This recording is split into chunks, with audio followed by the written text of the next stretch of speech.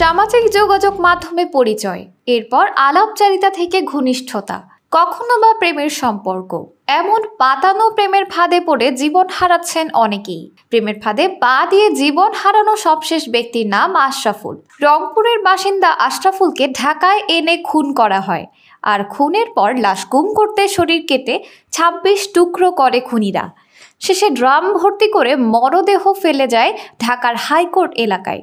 Facebook বা social মিডিয়ায় পরিচয় এবং ঘনিষ্ঠ সম্পর্কে জড়ানো ঘটনা দেশে হরহামেশাই ঘটছে।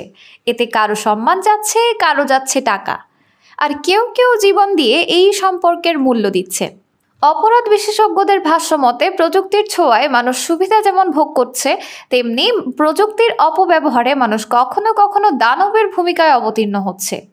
একজন মানুষকে হত্যার পর মরদেহ ২৬ টুকরো করা তারই নমুনা। এমন নৃশংসতা সমাজের নৈতিক অবক্ষয়তার করুণ চিত্রই ফুটিয়ে তুলেছে। আশরাফুল হত্যাকাণ্ডের বিষয়ে বিস্তারিত তথ্য দিয়েছে র্যাপিড অ্যাকশন ব্যাটালিয়ন। খুনের সঙ্গে জড়িত অভিযোগে কথিত প্রেমিকা শামীমা আক্তারকে গ্রেপ্তার করা হয়েছে। অন্যদিকে ঢাকার গোয়েন্দা পুলিশ গ্রেপ্তার করেছে আরেক আসামি জোরেজুল ইসলামকে। র্যাবের ভাষ্য অনুযায়ী রংপুরের ব্যবসায়ী আশরাফুল হককে প্রেমের ফাঁদে ফেলে খুন করা হয়েছে। বন্ধু জোরেজুল ইসলামই নেপথ্য কারিগর। ১ মাস ধরে মিথ্যা প্রেমের অভিনয় করেন শামীমা আক্তার। তার সঙ্গে কাজ করে আশরাফুলের বন্ধু জোরেজুল ইসলাম।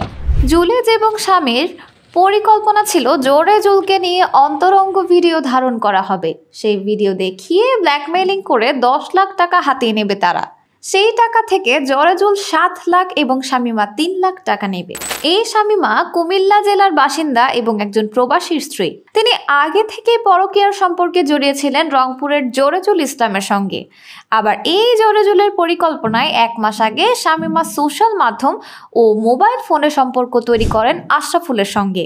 জোরেজুল শামীমার পরিকল্পনা বাস্তবায়ন করতে গত ১১ নভেম্বর রাতে বন্ধু আশরাফুলকে নিয়ে ঢাকায় আসেন জোরেজুল, আর কুমিল্লা থেকে ঢাকায় যান শামীমা। তারা শনির আখড়া এলাকায় একটি বাসা ভাড়া করেন। ওই বাসায় ১২ নভেম্বর আশরাফুলকে মাল্টার জুসের সঙ্গে ঘুমের ওষুধ খাইয়ে অচেতন করেন শামীমা। তারপর অন্তরঙ্গ ভিডিও ধারণ করেন জরেজ। আশরাফুল অচেতন হয়ে পড়ার পর জরেজ বন্ধু আশরাফুলের হাত পা বেঁধে ফেলেন, মুখে স্কচ টেপ লাগিয়ে দেন। এরপর হাতুড়ে দিয়ে মাথায় আঘাত এবং শ্বাসরোধ করে বন্ধুর মৃত্যু নিশ্চিত করেন। বন্ধু হত্যার পর জরেজ এবং শামীমা দুজনই ওই বাসায় রাত যাপন করেন। পরদিন আশরাফুলের মরদেহ ২৬ টুকরো করে ২টি ড্রাম ভর্তি করা হয়। সেই ড্রাম ২টি অটোরিকশা যোগে হাইকোর্ট এলাকায় নিয়ে এক স্থানে রেখে পালিয়ে যান জরেজ এবং শামীমা। শেষে শামীমাকে কুমিল্লার র্যাব গ্রেপ্তার করে, আর জরেজকে গ্রেপ্তার করে ডিবি। গ্রেপ্তারের পর এমন নৃশংসতার কথা জানিয়েছে র্যাব। কিন্তু প্রশ্ন হচ্ছে, এমন নৃশংসতার শেষ কোথায়? সামাজিক যোগাযোগ মাধ্যমে পরিচয় সম্পর্ক তৈরি করে জীবন দেওয়ার মতো অসংখ্য ঘটনা ঘটছে। এসব নিয়ে গণমাধ্যমে নিয়মিত প্রতিবেদনও প্রকাশ হচ্ছে। অপরাধ বিশেষজ্ঞরা বারবার এই ধরনের অনৈতিক সম্পর্কে না জড়ানোর জন্য মানুষকে সতর্ক করছে। তারপরও অনেক মানুষ সোশ্যাল মিডিয়ায় ফাঁদে পড়ছেন। বাংলাদেশের সোশ্যাল মাধ্যম ব্যবহারকারীদের বড় একটি অংশ ফেসবুক ব্যবহারকারী। এছাড়া হোয়াটসঅ্যাপ সহ নানা ধরনের অ্যাপ রয়েছে। এসব অ্যাপের সুবিধা যেমন রয়েছে, তেমনি অসুবিধাও রয়েছে। সেই বিবেচনা না করে সম্পর্কের জড়ানোর কারণেই জীবন যাচ্ছে আশরাফুলদের।